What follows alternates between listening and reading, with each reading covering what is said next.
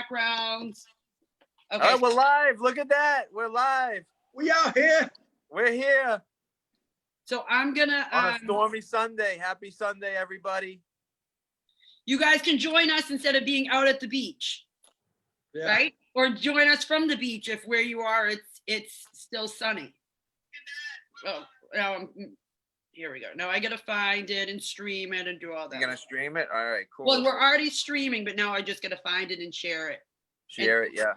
I can even read the mission statement off first and then do that. Look at you, super prepared this week. I am, Michael. I have my books in front of me. I have my notepad. Yep. And also, proper preparation prevents piss poor performance.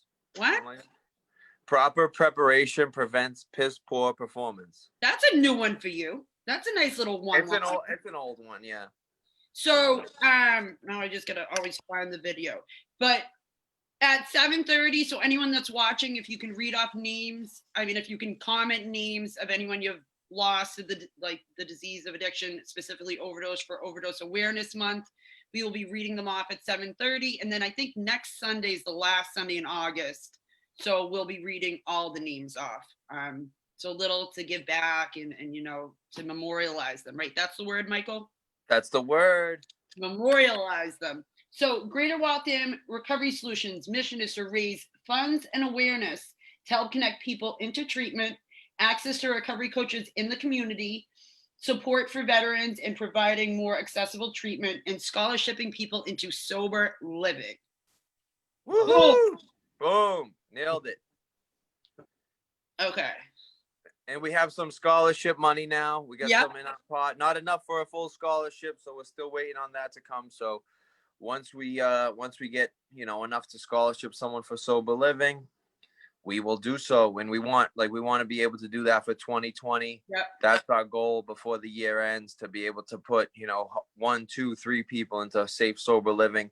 So please, if you can, donate. I know times are tough, but whatever you can spare, if you're fortunate enough to be working and able to fundraise at all, just please contact us, myself, Jessica, Deb Moore, Julie Bunch, Kim G, Linda Powell, Richie Evans, Mandy McGowan, and we'll be able to help you out with that. Right. So then we already have a couple of comments. So Mandy said, "Hi everyone." Hi Mandy. Hi Mandy. Great to see you at boxing. So Boxing for Fitness is Saturdays at 8 o'clock. If I can get up, you can get up, and it's a great time, all with people in recovery. Olga Ann Castillo said, "Hi everyone, love you all." Teresa Legerio said, "Happy Sunday, everyone." Hi, Mom. She's actually downstairs. She's in my kitchen with my. Hi, Mom. I love that. I love that she's supporting you even from downstairs, right? Yep. Always. So do you want to introduce our lovely guest? Oh, all right. Drum roll. This guy, our guest tonight, deserves, I don't know. He's all over the place, but it's all good. I'm in the bathroom now. I need some vanity lighting. He's bringing in the energy today. Right. So we got Director of Community Outreach for Gosnold. We got Kevin Rosario, a true warrior advocate. Yeah. Someone who I just take a lot from. I learn a lot from afar. Just watching him, how he conducts himself with integrity, honor, respect, and just always set the bar for people who do what we do for a living. Myself, Jessica, and Kevin, we're all pretty much in the same role, but for different organizations. So, Kevin, can you tell us a little bit about what correct community outreach entails? Because you are someone who does it the right way, my friend. Well, thank you. I appreciate that. Yeah. And it's good to see you guys. Thank you for the opportunity and the kind words. And I feel like it's just like recovery, right? It's all about who brings you in. There's a lot of guys out there flying blind, chasing PPOs, not doing the right thing. Like they have no guidance. They don't even know that they're walking indictments. They have no idea.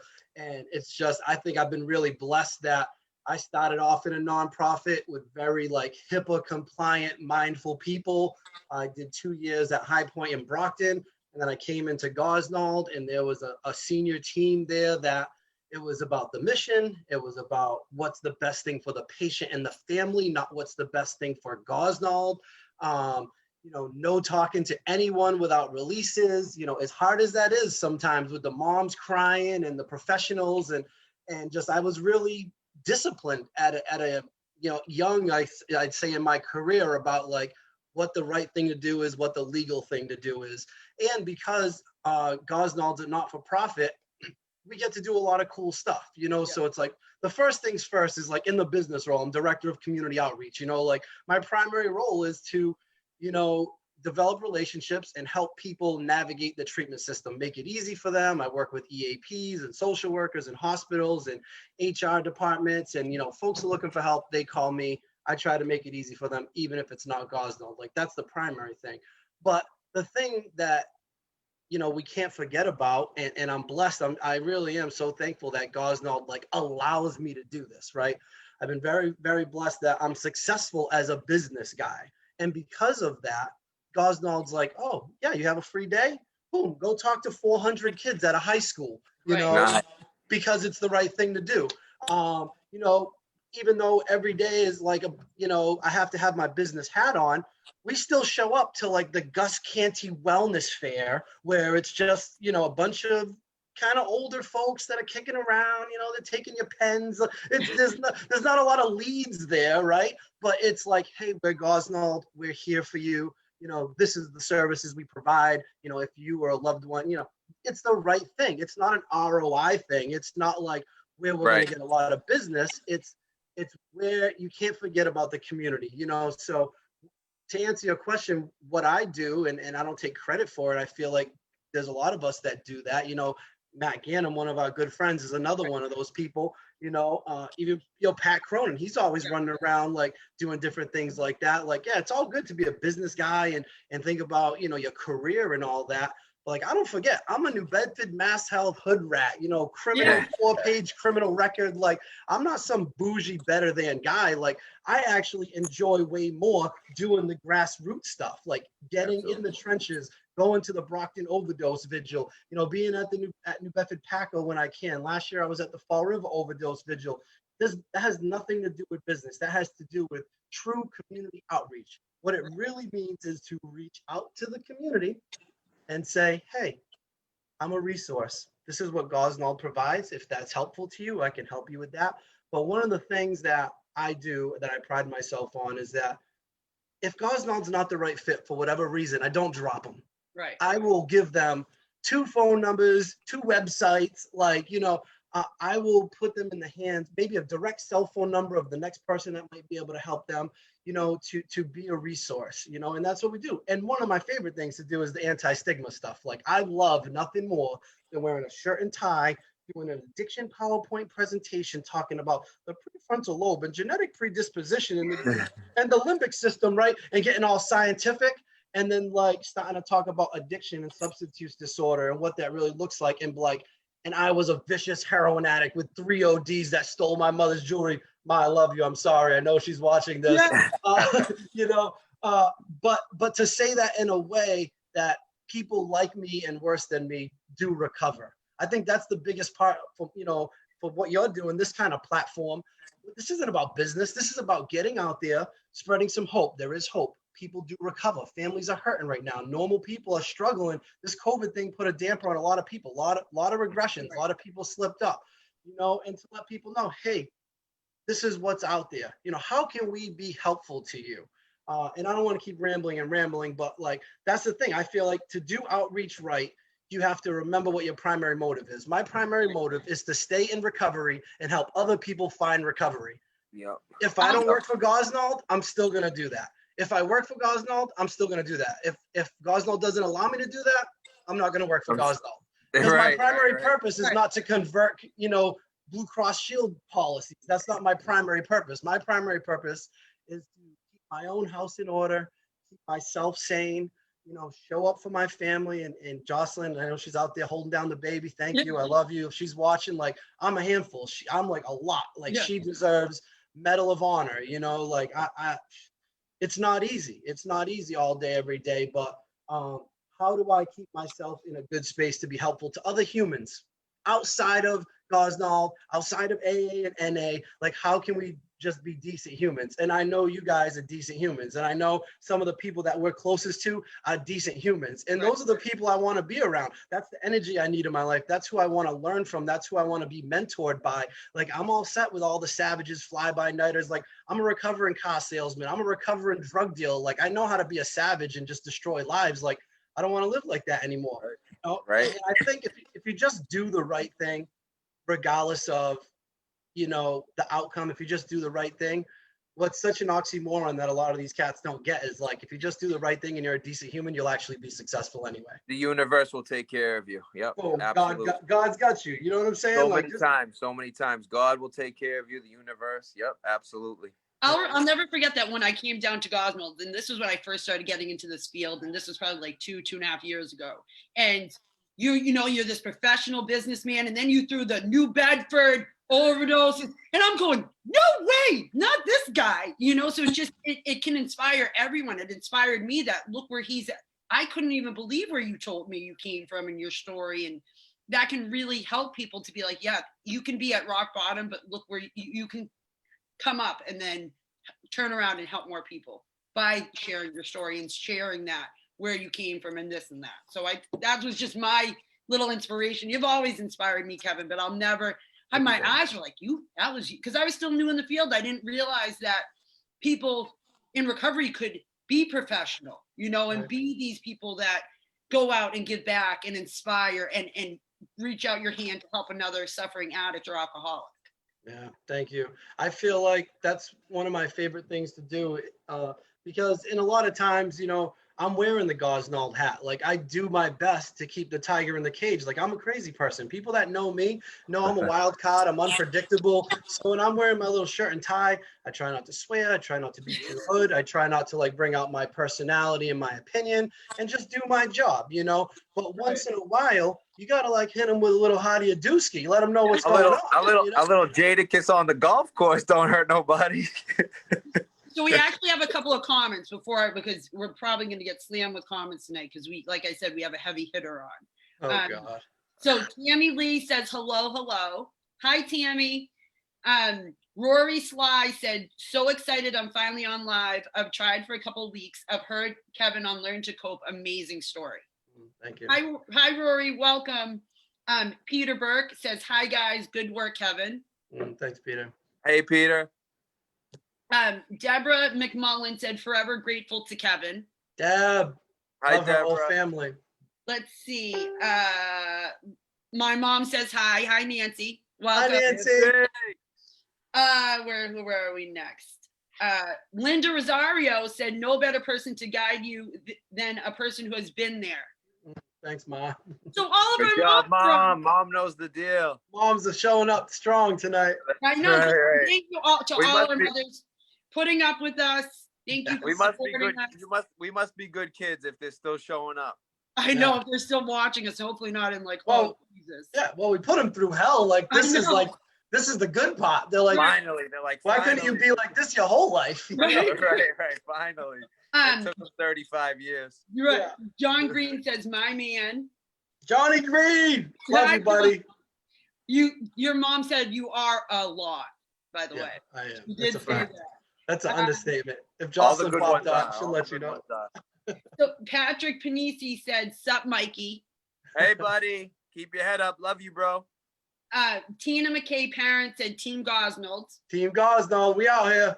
Woo. My mom said not too sure. Thanks, Mom. Always appreciate your support. This is a lit show already. Wow, Yeah. I'm liking it. John Green said you guys are amazing. You're amazing. Thanks, John. Let me make sure I didn't miss anyone because we had like a ton. I'm like, kidding. Jesse is awesome. Thank you, Mom. Love you so much. So, and those who are watching who have just tuned in, if you have anyone's loved ones' names that you want us to read off at 7:30, someone who's been lost to the disease of addiction, overdose for Overdose Awareness Month, please comment the names in where everyone was just commenting, and we'll read them off. And then next week we'll have a whole long list of names. So now that so many people are watching, try to get them to comment some names to memorialize them. And then your mom said after my mom, she said my reward. Oh, geez. You're going to have to cut Linda off. She'll I keep know. It's all right. Keep commenting questions too, because Yeah. you help us. You'll help us with the just the momentum of the show. Please keep commenting. Keep feeding. Giving us feedback. We need it. And then Paul Bowman said, Sunday nights with you guys is a must-see Zoom land. Oh, thanks. Nice. Oh, thanks, Yay. Paul. Now I have another one. We're blowing up tonight, huh? So Manny This could be our moment. This could be our final big break. ABC, if you're watching. So Manny Marrero said, Kevin's story has inspired many. Keep up the great work. Thanks for all you do. Thanks, Manny. Love you, brother. And so now I actually have some names. So I'm gonna write them down, and you All can right. continue our wonderful conversation, our excitement and live and conversation. All right. So you mentioned briefly about you have a daughter, correct? Yes. So Kaylani. So tell us about it must be tough. It's tough being a dad, a parent in recovery. Tell us about being a dad in recovery, the struggles that comes along with that, because you're a new father. I'm a pretty new father. My son's about 2.5, almost 3 actually, and things get difficult. What's that? I said my kids are old. Your kids are old, yeah, but not that old. But tell us about the difficulties of being a dad in recovery. So the difficulties about being a dad in recovery is I'm the problem, right? So I'm real 100% all the time. And I just celebrated 10 years in recovery, July 2nd. I've been really blessed. Thank you. I've had an amazing life. And new stuff has come up that I didn't know existed. That's been very uncomfortable for me and really uncomfortable for my fiance, who has to deal with it, So I thought I was super sober, 12 steps, higher power, helping others, conference speaker, rah, spiritual ego getting rebuilt. And I got with my fiance now, and she was just she's a no nonsense type of chick. I've always been I try to wine and dine and manipulate. Yo, I'm Kevin G. Rosario. You know what I'm saying? I go to 4 meetings a week. I play softball. I golf. I'm on Gosnold.org, and on Saturday, I'll cut out some time for you, Yeah. You can imagine I haven't had really good relationships, right? So come to find out, even in recovery, I've never been in a relationship, right? So I get with my fiance, she's amazing, and stuff starts coming up already because she's challenging me in ways that I've never been challenged before. Right. And then we get pregnant pretty early on. And oh my God, dude, I got hit with so much fear I didn't even realize existed. I didn't know how broken and how many underlying issues that I had that the 12 steps hadn't addressed, fear of commitment, fear of abandonment, fear that I'm not good enough, having trouble really being loved and truly loving someone else. And now all of a sudden I got this other human coming on into play. I'm always the gone in 60 seconds guy, right? If Gosnold acts up, I'm out. I'm super employable. The school don't work out, get another school. The chick's not happy, deuces, see you later. I don't get into anything too serious that I can't cut and run from. And now all of a sudden I got a fiance that I love who's pregnant. And it's been tough, man. It's been emotional hell. I got to be honest with you. I'm in therapy now. I got a new sponsor. I'm dragging my ass on a new 4th step. I'm doing everything I can. And I'm still really not okay in this area of my life. At work, I do great. I love my job. With my family, I do well. In school, when I'm in school, I do well. All areas of my life on the outside, especially on Facebook, it's oh, he's so great. No, dude, in my house, in my home with my fiance who's pregnant again with our 7-month-old baby, I'm not okay. I'm full of fear. I always feel like I'm doing something wrong. I have this insecurity that I'm not a good dad and not a good fiance. And what that does is it skews my perception. I literally, there's a line in some literature that says the insanity of alcoholism is the inability to separate the true from the false. From the false, yeah. So my current insanity is I have an inability to differentiate the true from the false in my relationship. My girl is hey, bring the garbage out. And I'm oh my God, why you, and I she's what's the problem? You're mad at me because I wouldn't bring the garbage. She's no, I was just saying tomorrow's trash day. You should probably bring it. You know what I'm saying? Speaking of which, I think she just commented, Jocelyn, correct? Yes. She just commented and said Kailani is watching. Kailani. Kailani. Yeah, so that's a real fact check, and now I got to really keep it real because she's on. But Right. it's the truth, man. Like, I love my daughter and I love my fiance, but because of some unresolved issues and some traumas that I'm really not even aware of, a whole new level of stuff. At 10 years of recovery, I can quote the big book, I can do a PowerPoint on addiction, and like, I'm not okay sometimes. Right. I'm grateful. I love her. I love the baby. And in another moment, the baby's pissing me off, and like, she sucks. You know what I'm saying? Like, and so the reality That's real. is, You know what I'm saying? That's like so real. And like our disease of alcoholism or addiction, it's all fear-based. You listed it off. Fear of not being good enough, fear of rejection, fear of the unknown, fear of not being in control. And that fuels it. You know, that fuels whatever this beast is inside of us to be like, what is going on? What do I do? What do I do? And I'm scared, you know, and this is real stuff that you're talking about. This isn't some BS, you know, this is what people are really going through, whether they have another baby coming or not, or this or that. It's real stuff. yeah, so like this is the thing with me, right? This is what people say. Hey, how's the baby? The baby's great. Okay, Yeah. great. Have a nice day. Nah, they don't give, nobody cares, really. Right. It's Nobody like cares, very yeah. superficial. But Yeah. like, I feel like in a platform like this, as public people like we are, we have a responsibility to say, hey, you see this public social media image of me? I'm 10 years sober. I have an amazing life, but I still have struggles.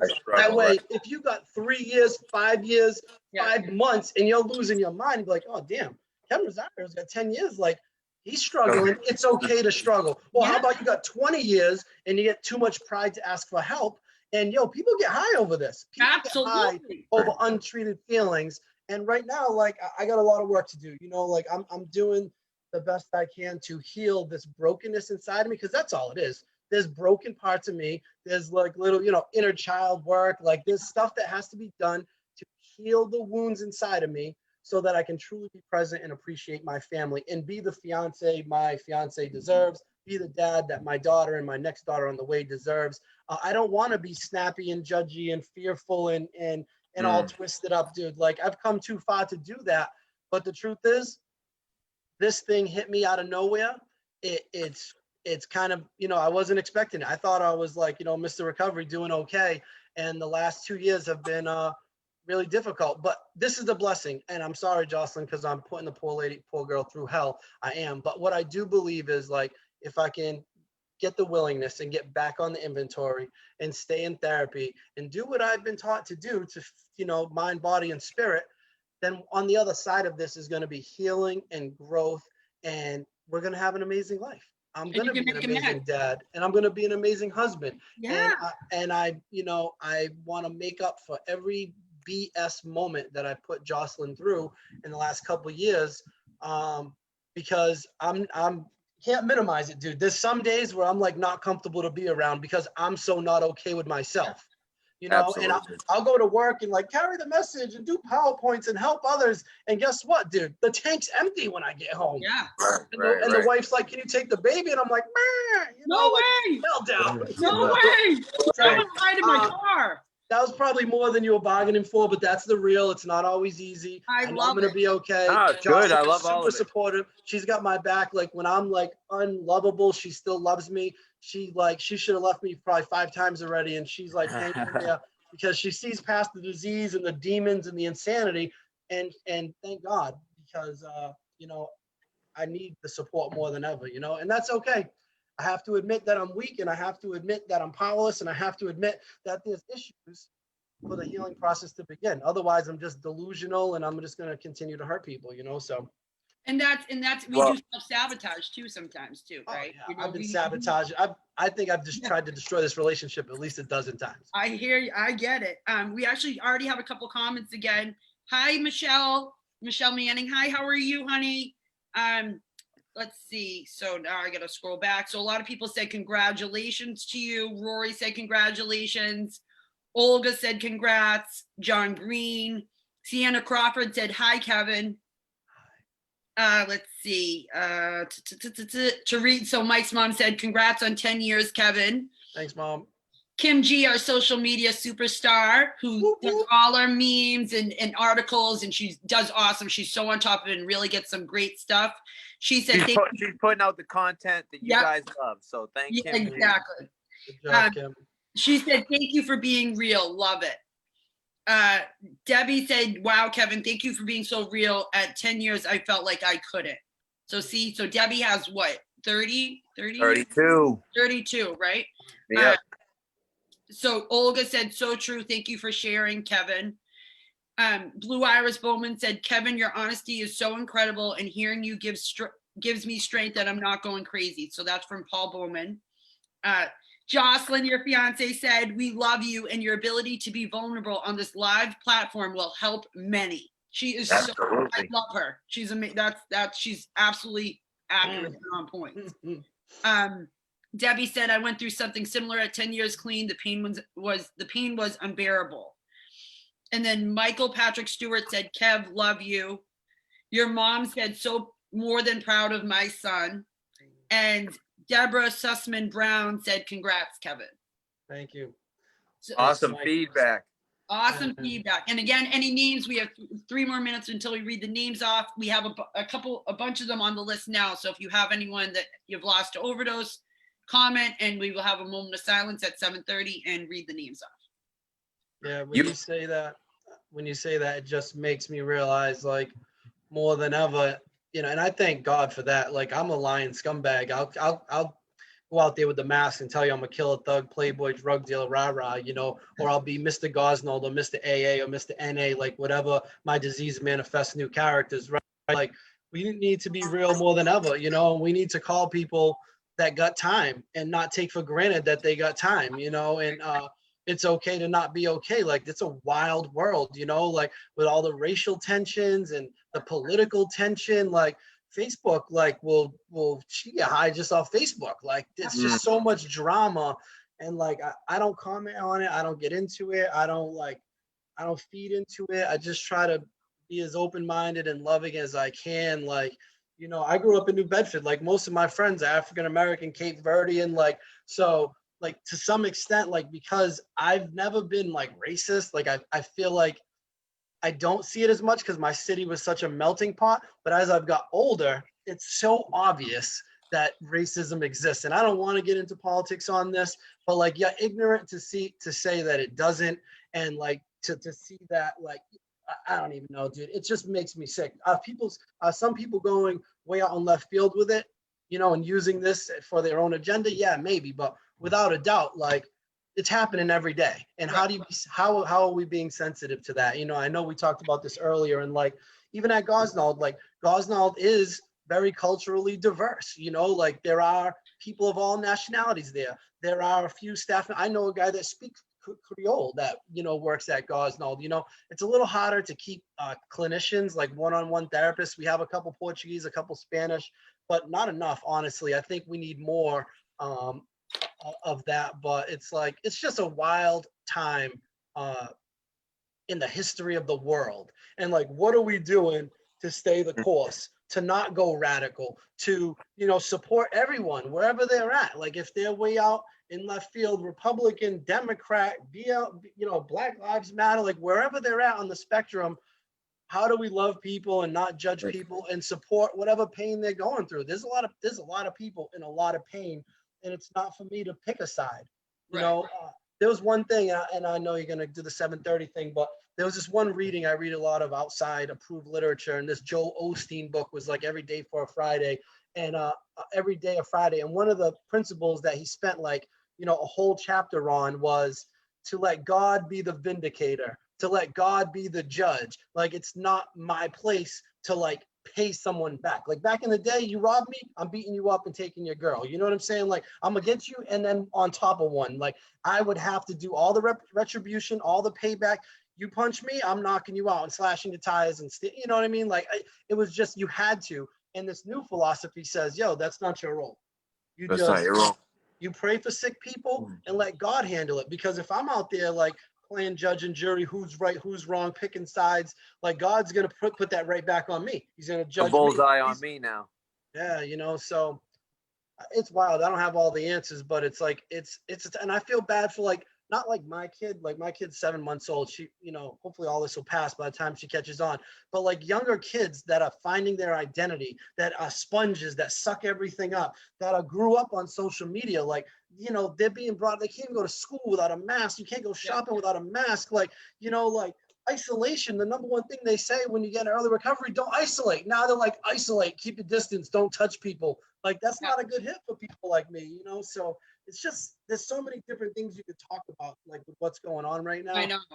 But I think about the kids, this whole generation of people, all the kids that got robbed of their high school graduation. And, what do you go to school for 6 years, 8 years, 10 years? You got your PhD, you can't even walk a stage. You know what I'm saying? Right. Like, I even feel bad. My little one is supposed to start kindergarten. He is starting kindergarten. So like he'll only know school is having masks on and social distancing. Right. And, you feel bad for across the board. My son that's going to be 12 on Saturday, having to be in middle school where that's a time where, anxiety can start, depression can start, and all those fears. And especially where addiction is genetic, how is this going to affect their mental health? Not being able to socialize, not being able to take the bus. And that's my biggest concern, because it being the product of two addicts, especially having that in your blood, and then these behaviors in that vulnerable time, what's going to be the outcome of it? So it's a scary time. So it is 7:30, so we can, let me make sure I don't have any more names. So we'll take a moment of silence, right, Mike? And then read the names off. Thank you guys. If I butcher any names, I apologize in advance. I'm going to do my very best. So we'll take a moment of silence for those we've lost to overdose.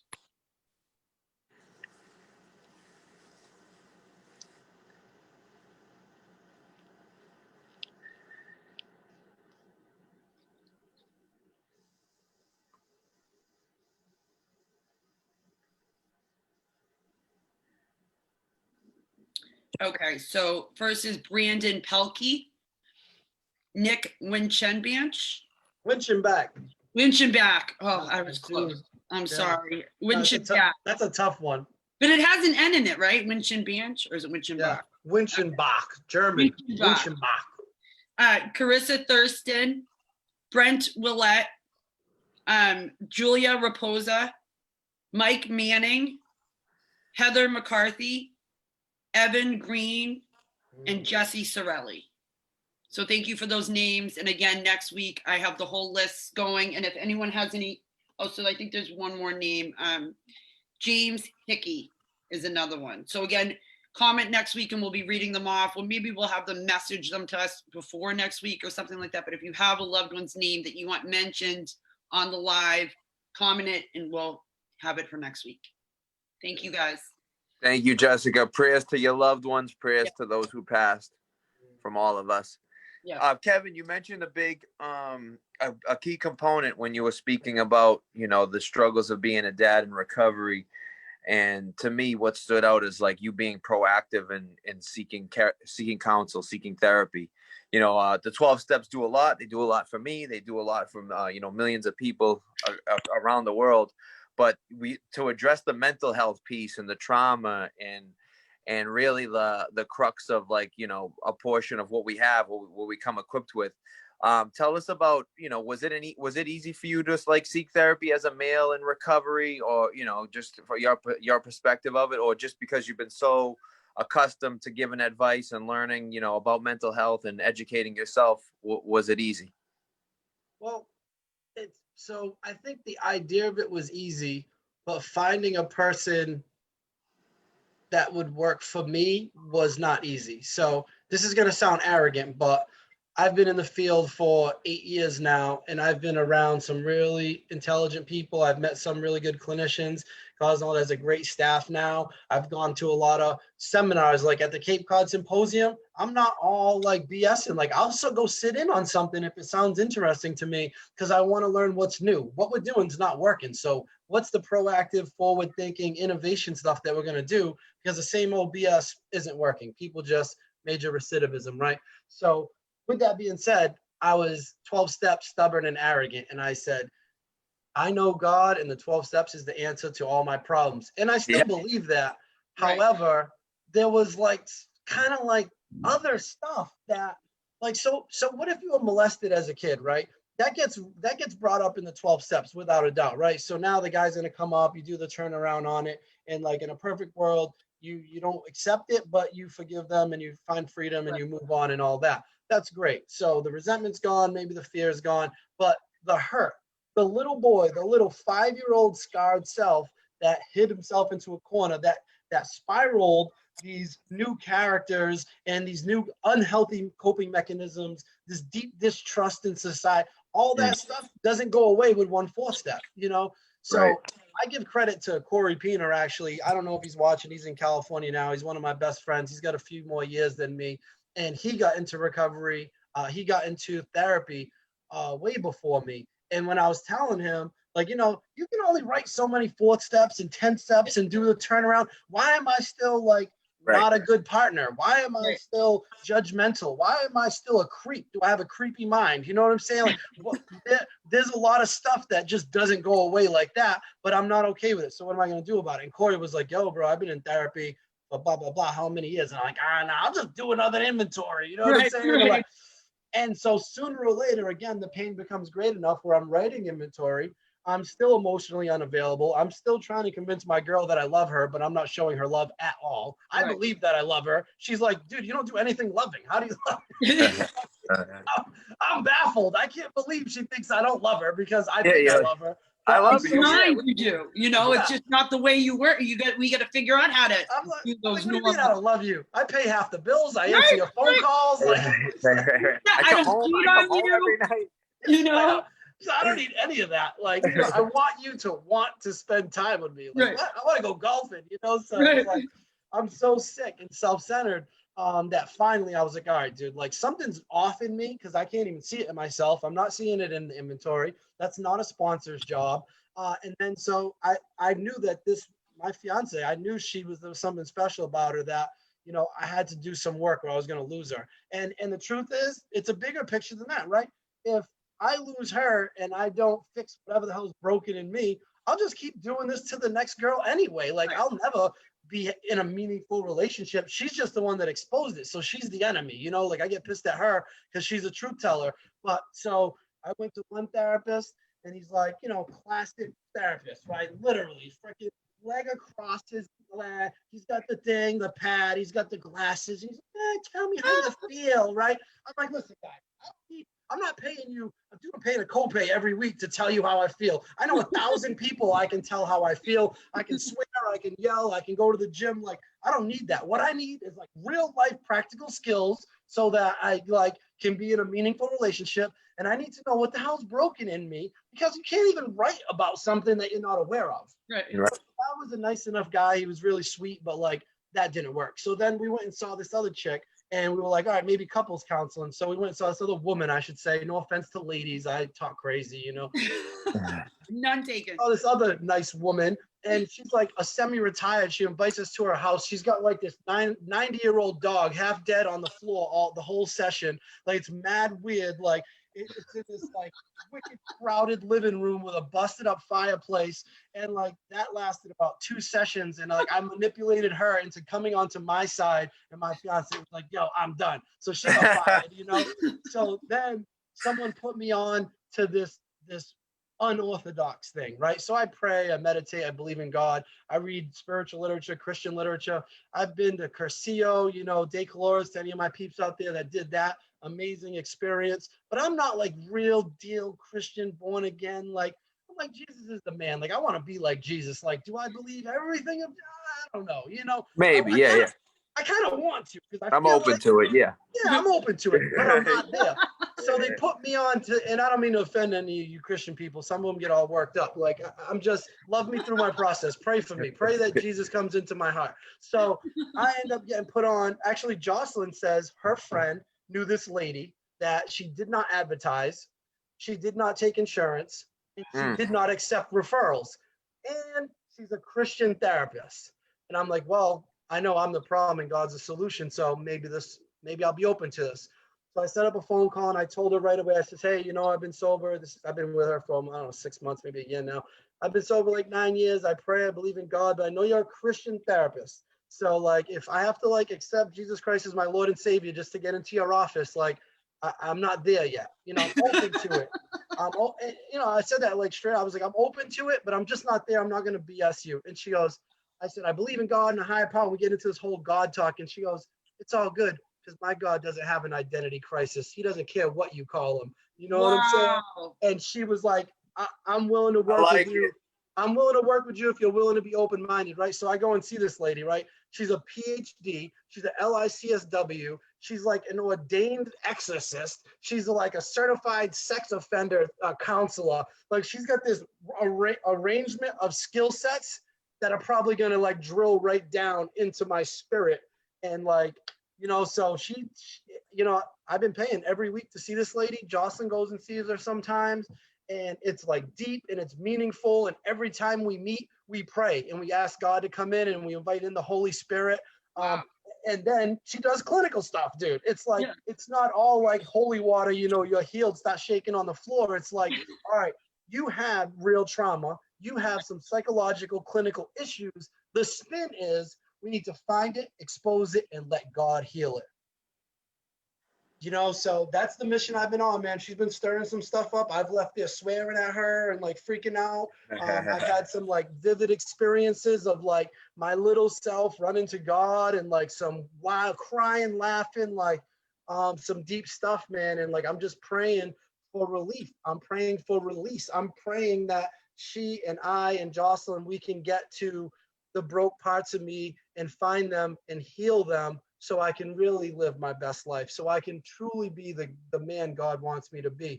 Because until all those parts are healed, there's resistance, there's reservations, there's fear, there's walls, there's still facades and masks. And I can never really be my true self. You know, I got this new self, you know, this Gosnold guy and this AANA guy, like, that, you know, that's not who I am. You know, that's God's using me to carry a message and I feel useful.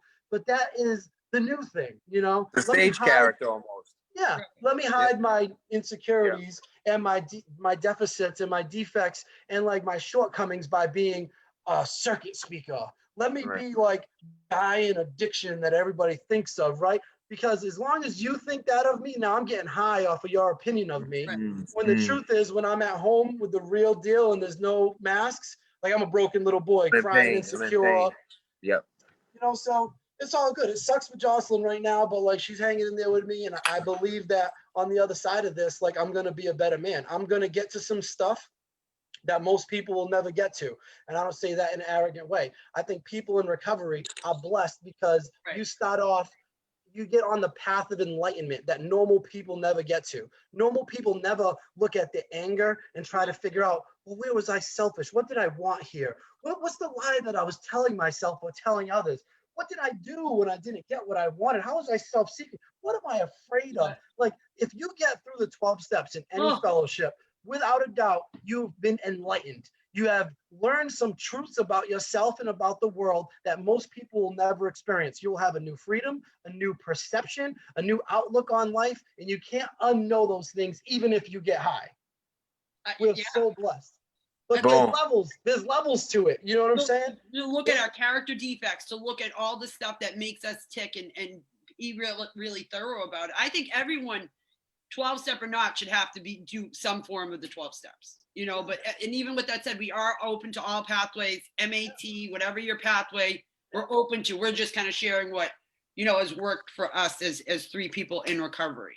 Yeah, I don't diss anybody. Like, do what you got to do to not die. Like, at the end of the day, I was on methadone for 2 years. I was on Suboxone for 3 years. I was on psych meds. Shit, I moved to Tennessee thinking New Bedford was the problem. And I failed over and over and over again. However, they did keep me alive.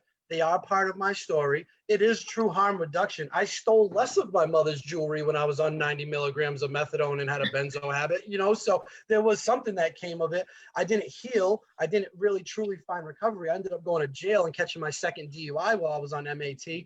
But at the same time, like, it kept me alive. And what it did was it eliminated the things that I was willing to do. Therapy? Yeah, right. God? You're nuts, dude.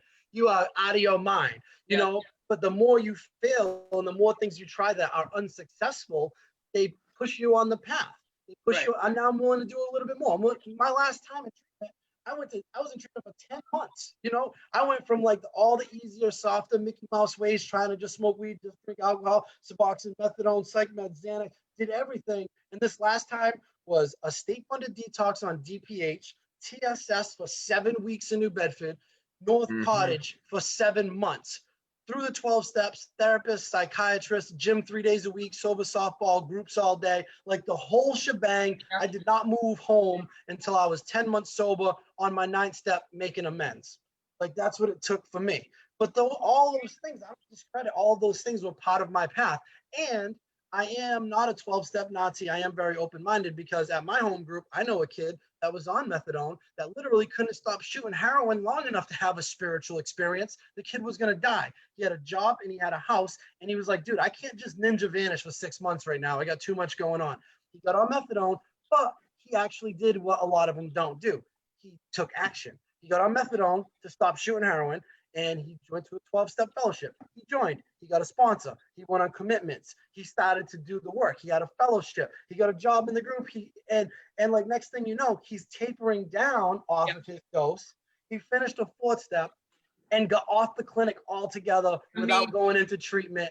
And he's a solid dude. Yeah, I won't say his name, but like he knows who he is. A lot of my friends know who he is. So now guess what? I know him. I know Lindsay A back in the day. She walked off the clinic at EAPs. We went to a conference in New York. She took her last dose on a Thursday and drove to New York with us on a Friday. And she had a rough weekend, but she was able to kick through the 12 steps. Like it was her last 5 milligram dose. You know what I'm saying? Right. She tapered off and then took her last dose and went in. So like after 10 years, guess what? I know people that have gotten to recovery and have been successful on MAT. Yeah. So now I'm like, yo, do whatever you got to do. However, that alone's not the solution. You know, if you're an opiate, if you're addicted to opiates, another opiate that's less dangerous is not the solution. It'll help you not die. It's not going to heal you. It's like if you're an alcoholic, they're not going to give you an alcohol pill that'll sustain your alcoholism but won't kill you. Like that makes no sense. It is truly an intervention and a tool to find, in my opinion, and a tool to find recovery. And if you're on it the rest of your life and you're happy, good for you. That's none of my business. But like I consider it like a great tool to get to where you want to go. Freedom. Right.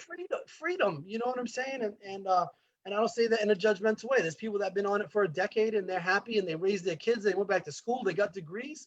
Hey, that's great too. You know, but I know ultimately what ended up working for me. Right. And where there's not, there's hope too, you know, so if someone being on prescription methadone is keeping a needle out of their arm or being on Suboxone, then we can, like, I loved what you said. And I know as someone who's been on MAT in the past, my mom hated it. She's going to love what you just said, that use it as a tool, not forever. But for some people who need to be on it forever, need to be on Suboxone or Vivitrol or methadone, use it as something, and then find your recovery, whether it's in the gym, whether it's in meditation, whether it's in church, whether it's in meetings. It can't just be only that. It needs to be something else too. People get all offended about that and they get all defensive. And I find the people that get most defensive about that are the ones that actually inside what they don't share with you.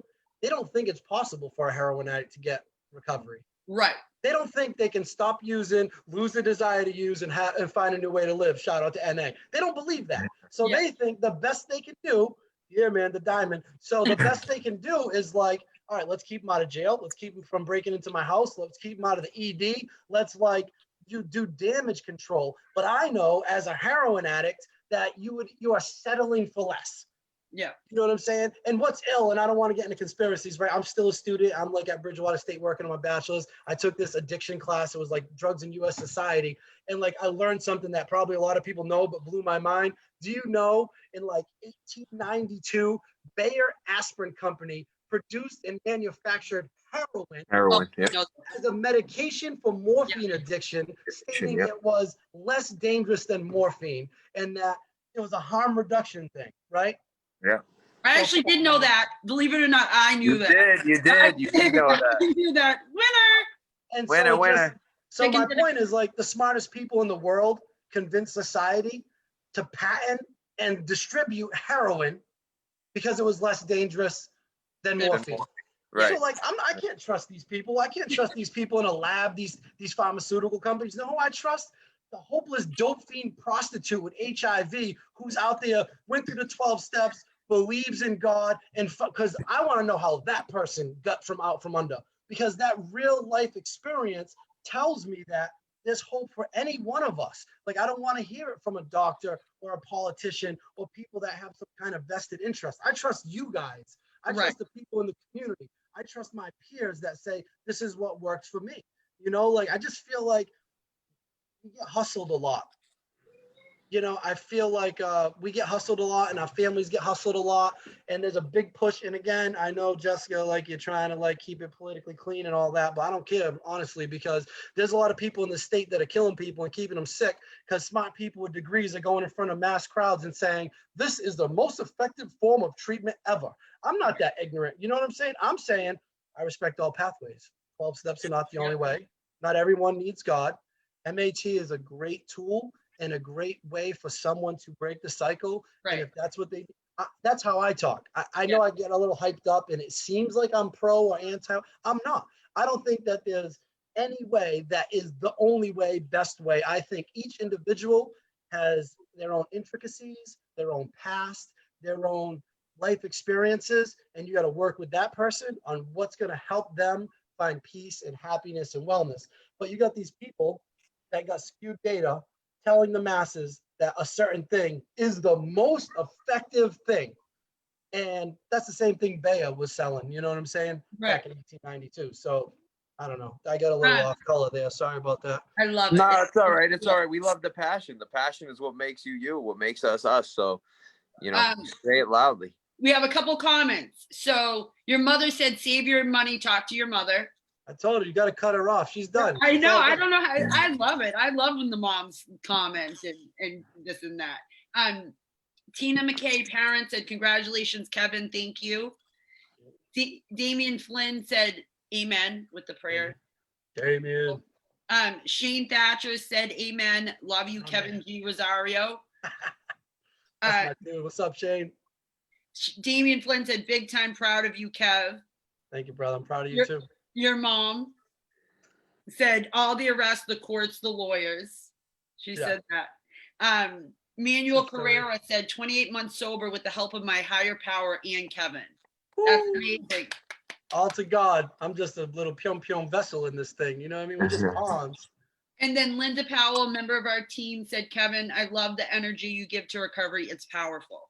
Thank you. Yeah, man. Absolutely. I have fear sometimes because I know how I come off, and I've had people pull me aside and get all in their feelings. And like, I think sometimes I get so excited about my recovery and what saved my life.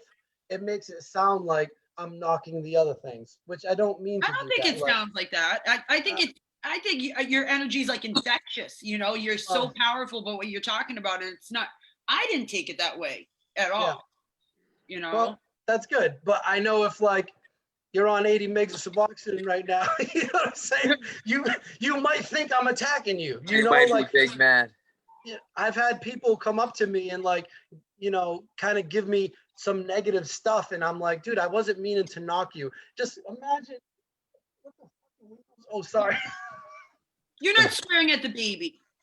Just walking around like not appropriate right now. So, I just feel like if you had cancer, right, and you were dying of cancer, and all the people you grew up with were dying of cancer or were in jail because of cancer, and like it was just a national cancer epidemic, and you did some weird stuff, right? You started praying, you started going to meetings, you did the 12 steps. Like, who wants to do a searching and fearless moral image? Nobody.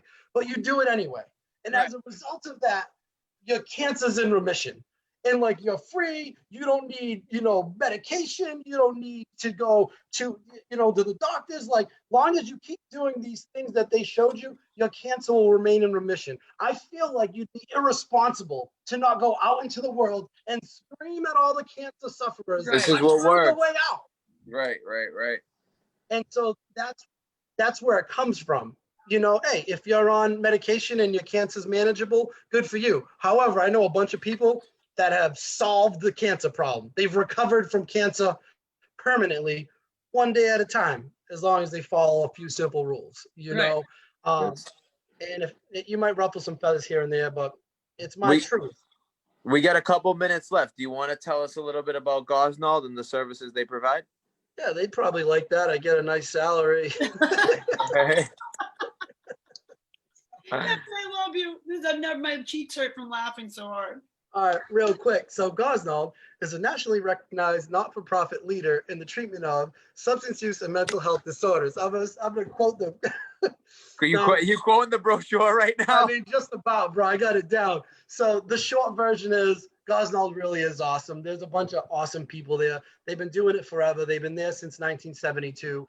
People don't even know we're not for profit. You know, without a doubt, some of the levels of care make a lot of money. It's a business. However, some of the other levels of care don't. You know, we have a medical detox in Falmouth. We have an inpatient rehab in Katomet. And we have the Miller House for Men and the Emerson House for Women, which is like a halfway house, but it's more of like a 3/4 house because no job, no car, treatment all day. Average length of stay is only about 3 months, you know, and you're in group all day. They do breakfast, lunch, and dinner. It's a really intense program. Martha, shout out to Martha. I call her Maria, but Martha Jack's Timer at Miller and Angela Shepard at Emerson House. Amazing humans with double-digit recovery that just bring that passion into work every day.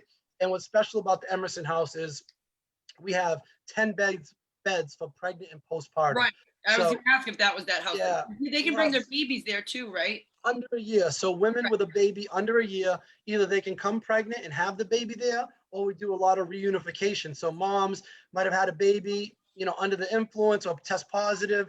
DCF comes, takes the baby. She'll come to us for 2-3 months. We'll work with the family, work with DCF, and bring the newborn back into her care and continue her treatment under our roof.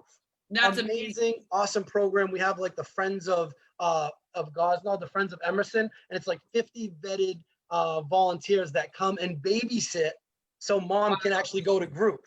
Wow. It's really special, you know, and that's DPH funded. It's $6,600 a month, you know, cash pay if you have it. But I would say 90% of all the people that are in there are on DPH.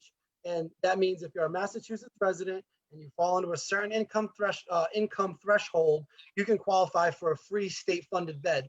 And, you know, the state reimburses us a little bit, but honestly, the state reimburses us like at break even or a loss. I don't know the numbers, but it's like, you know, it costs like $160 a day to operate and they give us like $150 or whatever. I don't know all the numbers, but the point is that's like a big part of the nonprofit side of things. Like we take everybody regardless of insurance and do a lot of fundraising and a lot of events to offset those types of programs. You know, we have outpatient offices in Falmouth, Centerville, North Dartmouth, Nantucket, Stoughton. We do one-on-one, we do SOAP, we do IOP, we do PHP, we do primary mental health, we do co-occurring, and we do substance use disorder, psychiatry, Vivitrol, naltrexone.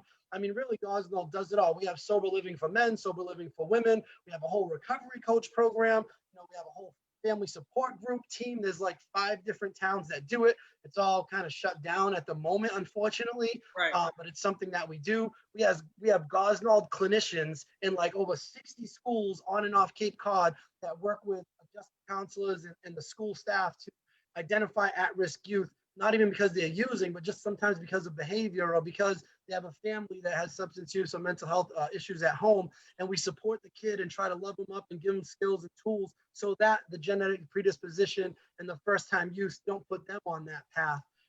We have recovery coaches in like 4 or 5 different hospitals doing interventions on patients that just came out of an overdose or show up in the ED from alcohol or drug-induced situations. We have a whole recovery coach team. I mean, I feel like go on and on and on, and it's like some of the stuff makes money, some of the stuff loses money, you know, and you have to like, it all has to wash out, you know. But what's cool about Gosnold is like they'll start a program or a service line and they'll maintain it not because it's profitable, but because there's actually a need. And then it's my job as the business development guy to help Gosnold make money and help them be successful so we can sustain the unfunded or underfunded programs. You know, It's like at the end of the day, people feel some type of way about the business side of it. Look, if you can't make money, you can't help people. There are places that are going under because we're not financially solvent. You know, Gosnold's trying to expand. We're in the process of buying a new building and adding true inpatient psychiatric beds. You know, we're going to go. Well, we're looking on Cape, off Cape. It's about Yeah. finding the right facility that'll be, that'll work. We'll have to, do some retrofitting, but trying to find the right space and the right location for the right price. And that's above me. That's senior stuff. But these are things that are in the pipeline. And one thing that separates Gosnold from a lot of my direct competitors, I can tell you that my direct competitors don't take as much mass health as I take. What about We Cape residents, that you guys, because the Cape needs it. We prioritize Cape Cod Right. Mass Health residents, Yeah. and someone on here will still be pissed off and say they couldn't get a bed. Dude, there's only 50 beds, and every single day the detox is half and half like commercial insurance and half mass health. And like, if there's a bed, there's a bed. It's not like, we're turning people away. The detox takes mass health. All the outpatient stuff takes mass health. We have DPH. If someone has no insurance, we still take them. Can we take them all? No, there's still not enough beds. And I know parents and I know people in the community get pissed off and they say, Gosnold this, Gosnold that. And I'll be like, yo, listen, I'll open the books and I'll show you what we do. And I challenge you to go to some of my direct competitors and have them open their books. Like, without a doubt, we help a lot of people. And that's one of my favorite things of the job. Like, I'm a hustler, I'm a sales guy. Like, I can make money, but like, to what end? To get a bigger house, to get some dude rich? Like, I'm good. Why I like making money for Gosnold is because with that money, we can help the less fortunate. We can help the people that other people are not helping. That's what fires me up. Like, go out there, crush it, bring in a bunch of referrals, open up new business lines, establish new accounts, and then what? Go on tour to all the high schools and do prevention talks for nothing. Yeah. And like, I remember, I'll give a shout out to Patty. She used to work with Gosnold and do prevention. And she goes, my primary initiative as a Gosnold employee is to shut down the Gosnold detox. Like, that's an unorthodox thing. Imagine paying someone to prevent business at your front door because it's the right thing to do. I know it's 8:02 and you're trying to shut it down, but it is what it is. You want to talk about Gosnold, I get all fired up. I probably missed something. Like, they do a lot of things that sometimes I don't even know about. And it's cool. And Gosnold's not the only one. There's a lot of amazing people in the field like yourselves. Like, this has nothing to do with where you work. This is just trying to help people. You're probably not getting blown up with like referrals right now. Like, this is the give back. And there's a lot of good people doing a lot of good work. But what's frustrating, and I will end with this, there's also a lot of shit bags and there's also a lot of scavengers out there, taking advantage of a very vulnerable population, chewing them up, spitting them out, ciphering them in and out of treatment down to Florida, in and out of airports, like, with no concern for the patient or the family or the outcome. So I actually have a really good comment that we got before we close. This has been amazing, Kevin. Paul Bowman said, I'm on 16 milligrams of Suboxone, and I am fine with what you said. So don't sweat your truth. It's powerful to hear you. Thank you, Paul. I appreciate that. So that, and then Beth St. Peter said, awesome job, Kevin. You do plenty. So this has been unbelievable. So what happens is, well, I will say thank you. I'll say the mission statement, and then we have Michael's one-liner. And also, if you want to donate, it's Greater Walt. I think it's at Greater Waltham. For the Venmo or Cash App. It's at Recovery Solutions. At Recovery Solutions? I believe so. Something like that. Okay, the treasurer of the nonprofit will find out that information. I'll find out. Yeah, I'll get. You gotta get it to roll across your screen during the show. I know. I gotta ask my 12-year-old how to do that. But he's actually been down in Falmouth like the whole summer, so he's down near Gosnold and probably closer to Gosnold than he is to me. But this has been amazing.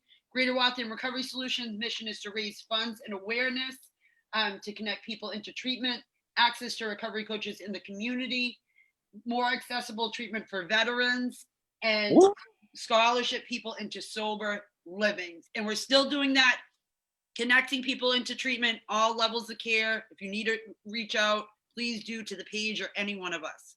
So Kevin, you've been unbelievable. I'm all energized now. That was great. And Michael, ready? Guys, don't forget, leave the world a better place than you found it. All right. Love you all. Sunday. Thanks, Kevin.